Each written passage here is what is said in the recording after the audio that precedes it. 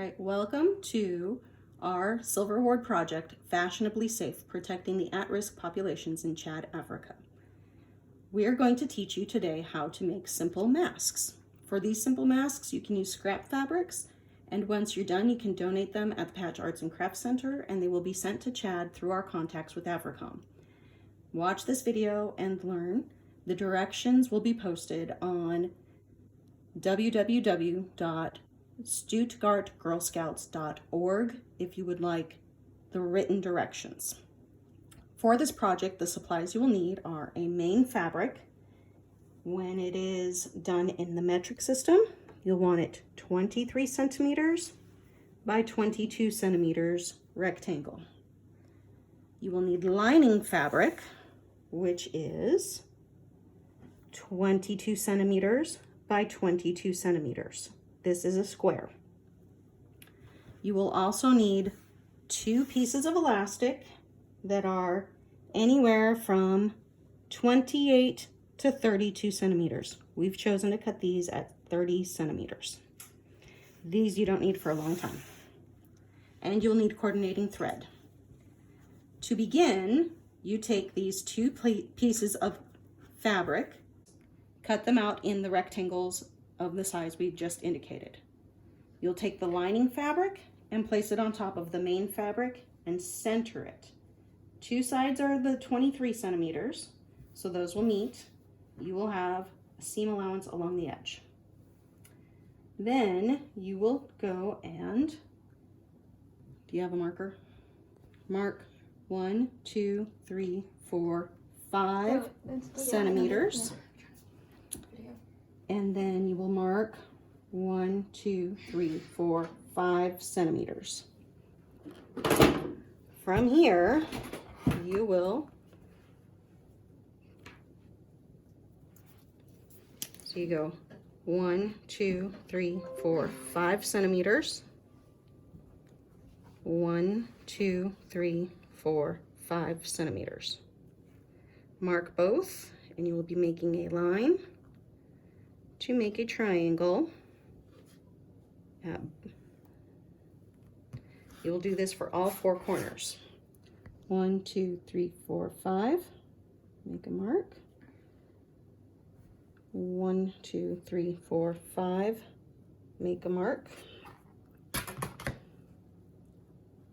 Line up.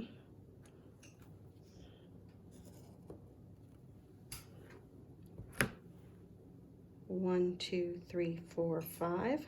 Make a mark. 1, 2, 3, 4, 5. Make a mark.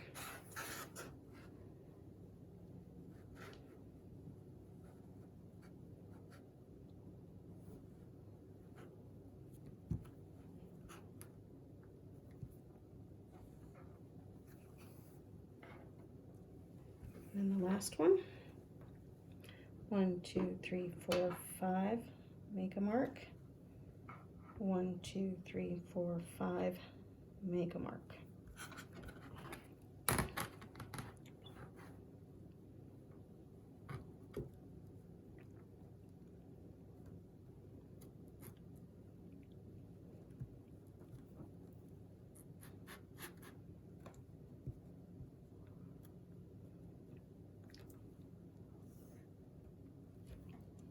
Then you will take your scissors or rotary cutter, hold, and cut off the triangles.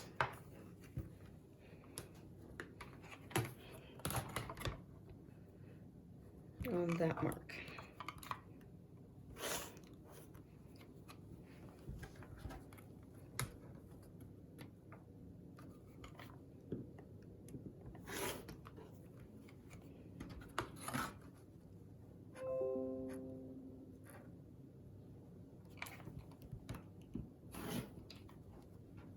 Oops.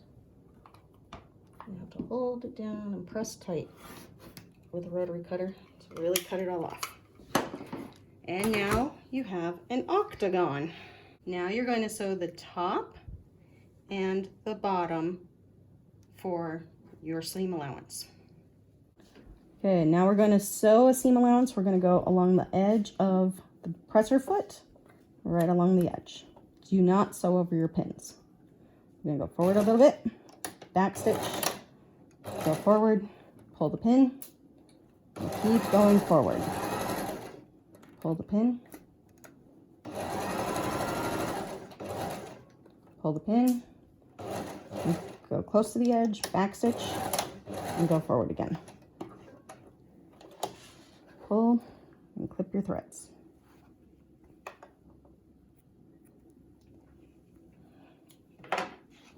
Now you're going to do the same on the bottom side.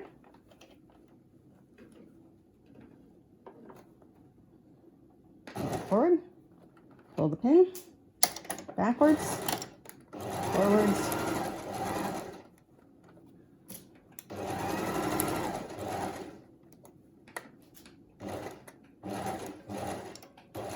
backwards, forwards, needle up, clip, and clip. Now you're going to turn the fabric right side out. And we are going to take the seam allowance and we're going to press it open. We're going to roll it and press it flat along these lines. We're going to go iron this. So now we're going to iron it.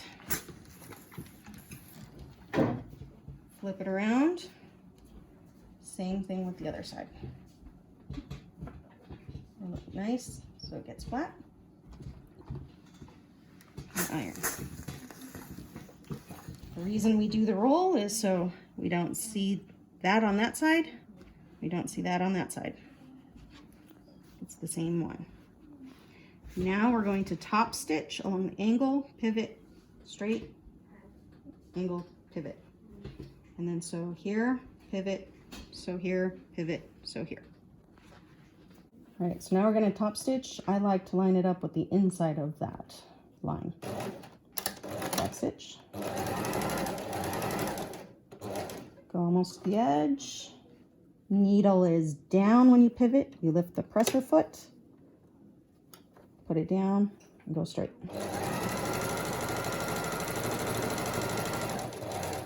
And go almost to the edge.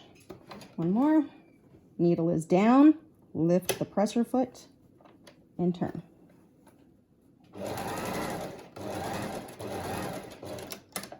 Stitch forward. Lift the presser foot. Clip. Clip the other edge. When we pivot, it makes these nice corners. Going to do the same on the other side. Stitch. Needle down, lift the presser foot, pivot.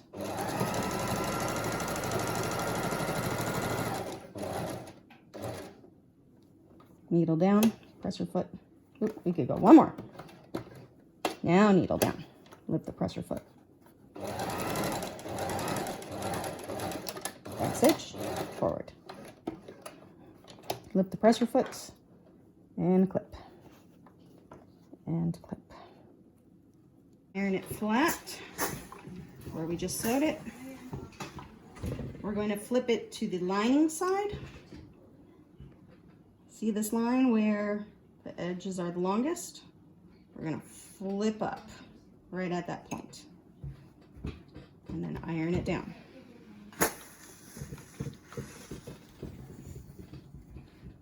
And then we're going to top stitch.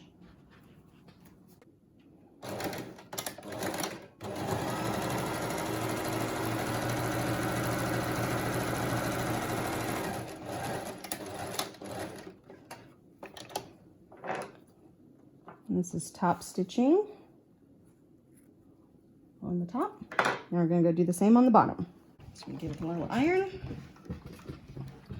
See where the long part is, the point. Lift up. We're going to press it flat. And top stitch along the edge. And then we will have a rectangle.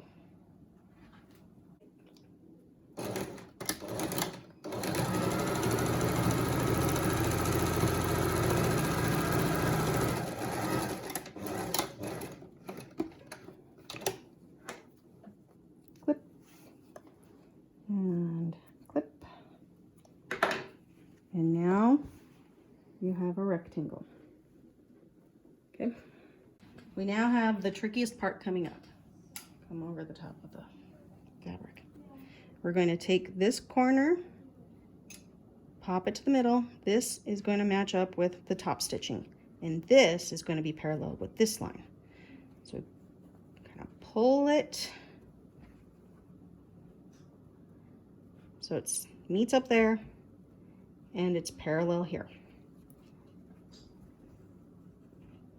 If we pull it too tight, it makes it too tight. If we go too loose, it doesn't make the boat. So what we're going to do is parallel and try to give it a little touch of the iron and put a pin in. We're going to do the same for the bottom. Helps to put a finger in. This is going to meet up with the top stitching. This is going to be parallel with this. Give it a touch of the iron. Put a pin in. Okay, same on the other side. Put the pin, touch up to the top, parallel. This is the trickiest part of the whole process. Put in a pin.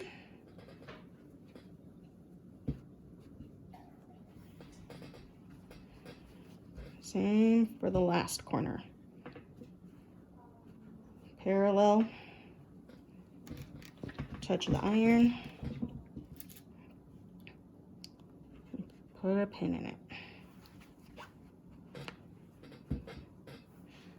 All right, now we're going to baste these flaps shut. Basting stitches. Move our stitch length all the way open. Then we're going to sew here between the top stitching and the edge. We're trying to catch right in the middle. You do not make knots at the top or at the bottom. No, you just go straight. This helps keep this flap in place when we put the elastic band down. So now we're gonna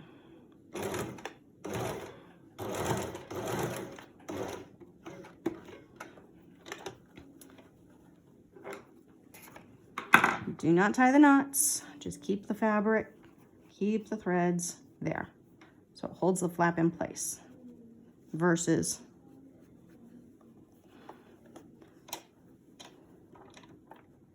start beyond.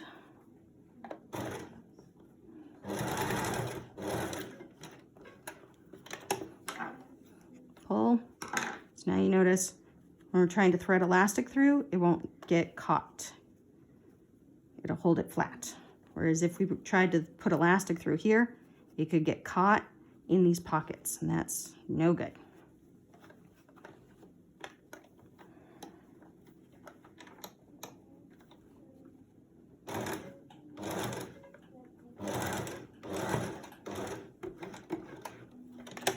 We go beyond, pull it tight, tuck the threads in, and we can start up here, start beyond the corner,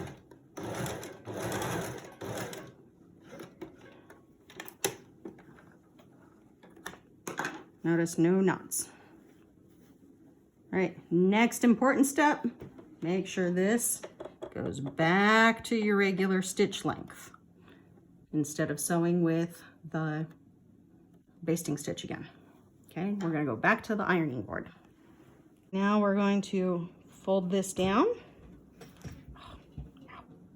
Watch out for pins. Don't put blood on your fabric. There you go. Give it a little steam. You have a nice crisp edge. And you're going to fold it in so that it meets right here. So this edge will go to this edge right here. This edge will go to this edge right here. Now we fold it and tuck it in. Fold it and tuck it in. this pin and put it in their corner here. So we're making a casing right here, trapping the edges. Pull this pin and put it in here.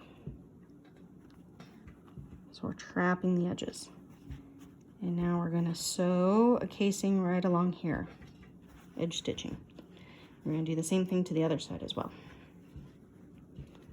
So we're going to take this, fold the edge in,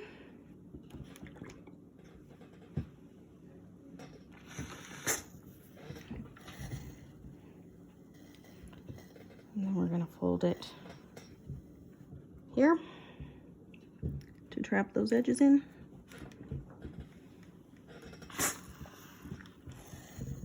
Ooh, it's hot. Trap and fold.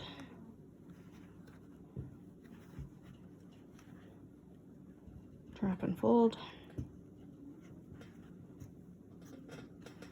And now we're going to sew along here and sew along here. And notice the popped out edges makes that boat shape.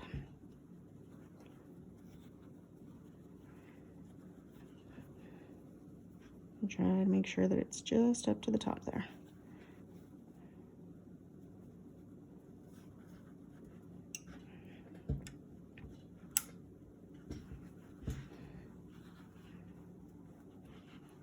Okay.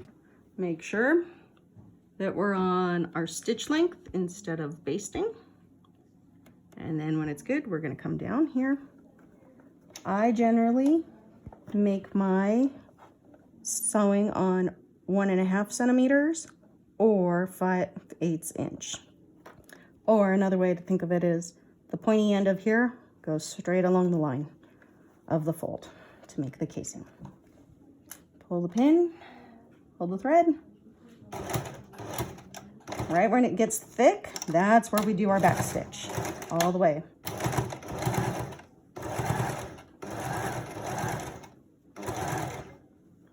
Pull the pin, make sure that our edges are trapped.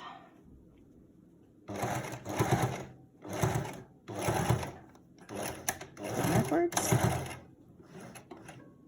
and pull. Keep your basting stitches out of the way. These are ones that I actually like to tie off.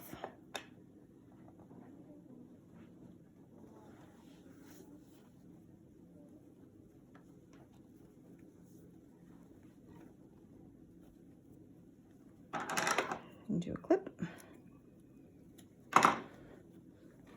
And those ones are inside, so they must be my basting. Here's my outside. If you tie your basting stitches, then they get stuck, and that's no fun. Pull and clip. And then here's our other side.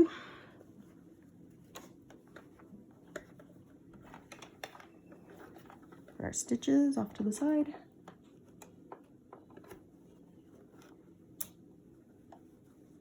Make sure our edge is tucked in.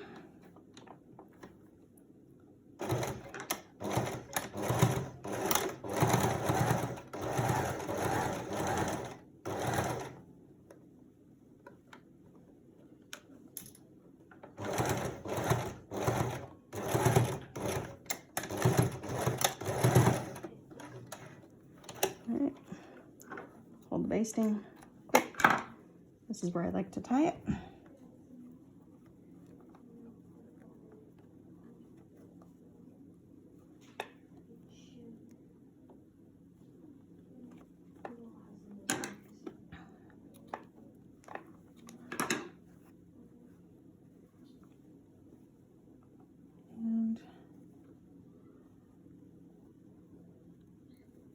Tie these edges.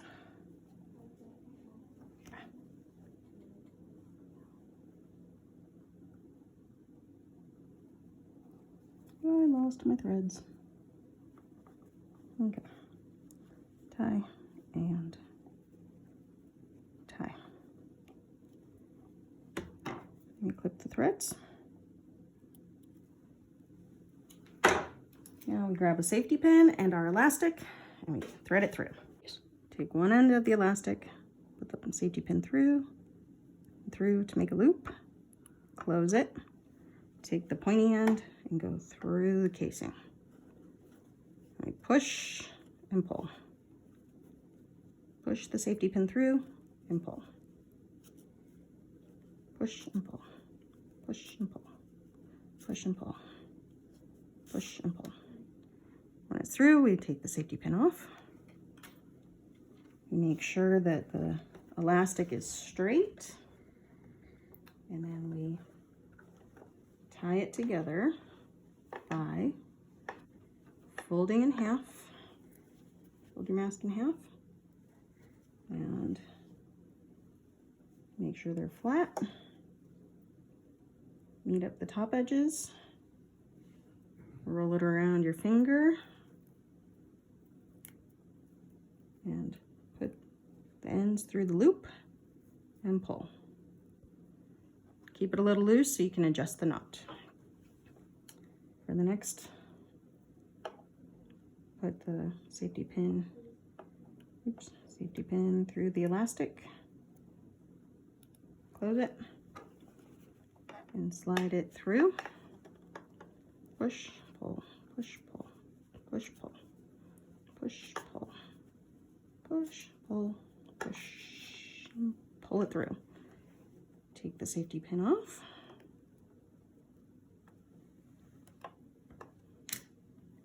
Don't need it anymore.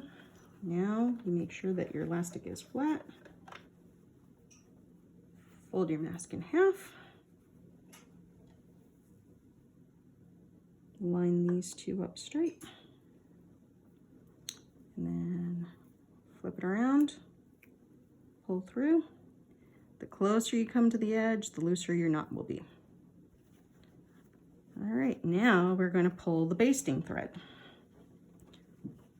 So we pull, and that didn't want to pull very far.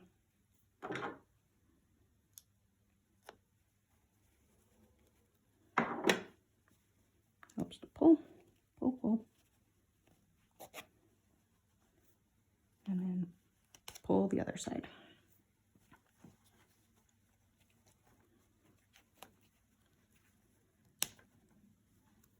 Pull there, pull the other side.